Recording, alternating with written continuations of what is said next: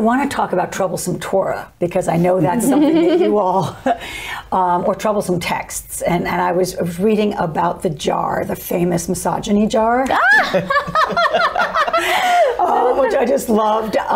Not only that exists, but that Jeffrey Fox, who is the man on the block, who seems pretty wonderful, who is one of your professors. You can tell a little bit more about him because he's been there from the beginning. But he also uses the Misogyny Jar, and sort of how does that work? I don't know. Did it start with Devorah? Was it Devorah's idea? No, okay. Devorah does not like the Misogyny Jar. I'll let her talk about it. No, it's okay. Rabbi, I'm glad we've hit on a little bit of discord here. You're all agreeing too much. Tell us about it, sorry.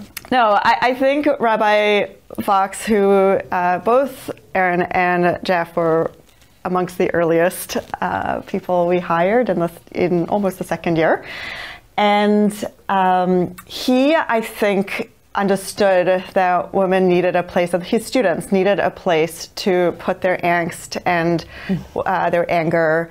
And he also wanted to keep moving on in the learning, right? You have to turn a certain number of pages to gain the knowledge you need to gain that authority and that power that we've been talking about. And he first tried to ignore it. He kept saying, let's just compartmentalize that or come back to that. Can you give just one example? Is it like is it Lot's daughters? I mean, give us one. So I would say it's more in the world of Jewish law, of halakha, specifically around the laws of nida, which Rabbanit Devorah has taught most recently. Purity. So the laws of family purity and using the mikveh and sexuality.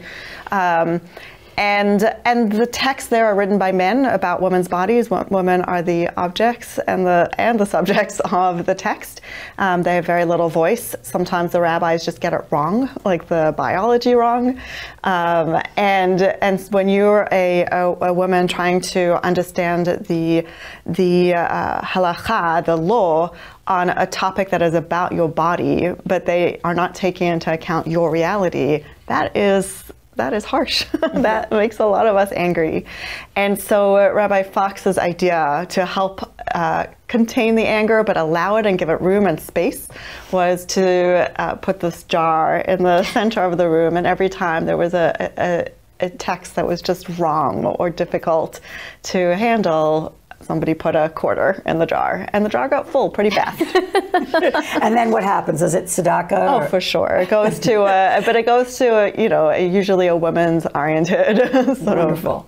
And I like, before I get to Devorah's like pushback, I want to hear why she doesn't like the jar, is just that I think, is it Rabbi Jeffrey Fox? Yeah. He at one point demurred on teaching nida, and you said, no, you have to teach it. And I thought that was like a wonderful moment too, because it showed that you're actually asking the man in your midst not to abdicate from these difficult things. Can you explain? Absolutely.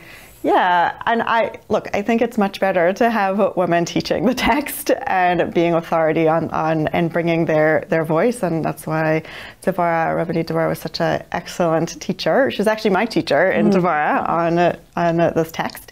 But I really felt that nida, which is about women's bodies, was also one of the pillars of what our women had to know in order to graduate. And just like they have to know Shabbat and the laws of keeping kosher and the laws of nida, we couldn't opt out of teaching them, and we had to also just normalize it as part of the canon. And it's not more special or less special than the other areas of Jewish law. And so as the main teacher at that time in those early days, he had to lean in. He had to lean into his discomfort and to normalize this as just the body of halakha that you have to know in order to be an authority. Yeah.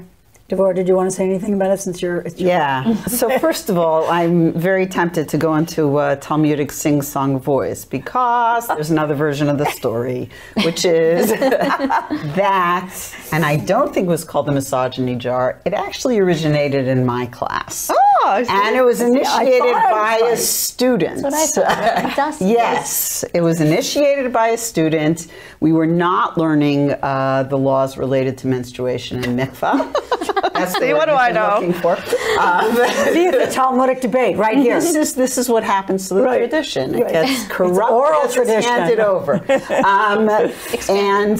We were studying a tractate of the Talmud, it's a tough one to learn and to teach. I've done it a number of times. It's the first chapter of the tractate of Ketubot, and there's a lot of discussion there about virginity and again, women's bodies in a different way.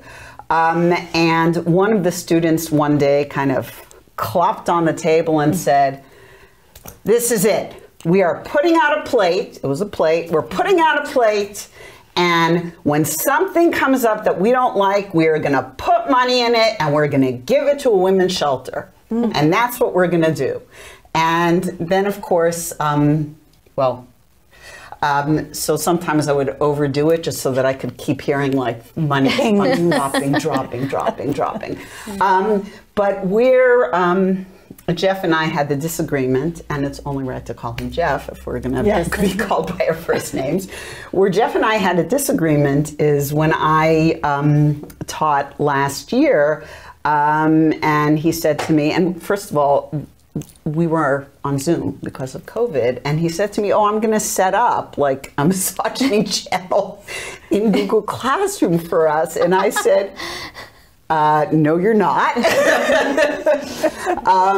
And did it happen anyway? What? No. Okay. No. I mean, Who am I talking to? If I say it's not going to happen, it's not going to happen. So at least not. And I was like, "You want to have your own misogyny jar?"